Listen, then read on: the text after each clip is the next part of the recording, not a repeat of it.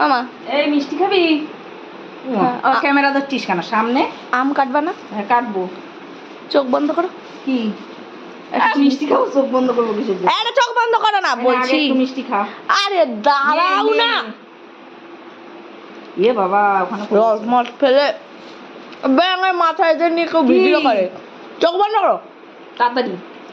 মিষ্টি খাও, চোখ বন্ধ। হেডফোন, আমার হেডফোনটা নষ্ট হয়ে গেছে, ওই জন্য আমারটা দিলাম। শোনো, শর্ত আছে।